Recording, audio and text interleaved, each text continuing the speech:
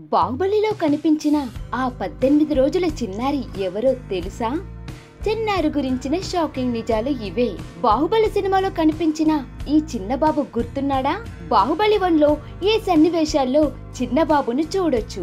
Cinema మొదలవగానే Ramyakrishna Mahindra Baahubali శివుడిని ఎత్తుకొని పారిపోతుంటుంది. పరమేశ్వర ఈ బిడ్డను కాపాడు అని ఆకాశం వైపు చూపిస్తుంది. ఇక ఫ్లాష్ బ్యాక్ మొదలవగానే అమరేంద్ర బాహుబలిని ఎత్తుకొని మహారాణిగా ఆ స్థానంలోకి వెళ్తుంది శివగామి. బాహుబలి అని పేరు పెట్టింది కూడా అప్పుడే. తరువాత ఇద్దరు పిల్లలకి పాలు ఇస్తుంది. మమతల తల్లి సాంగ్ మొదలవుతుంది. బాహుబలి 2లో ఈ సన్నివేశాల్లో చిన్నబాబును చూడొచ్చు.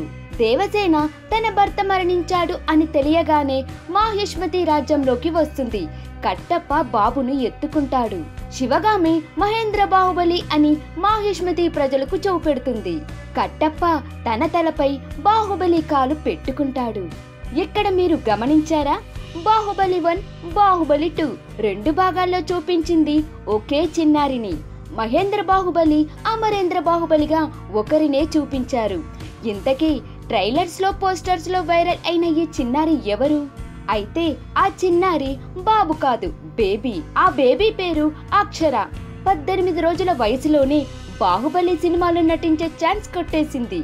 ముందుగా రాజమౌళి గ్రాఫిక్స్ లో పిల్లోడిని చూపించాలి అని అనుకున్నాడు.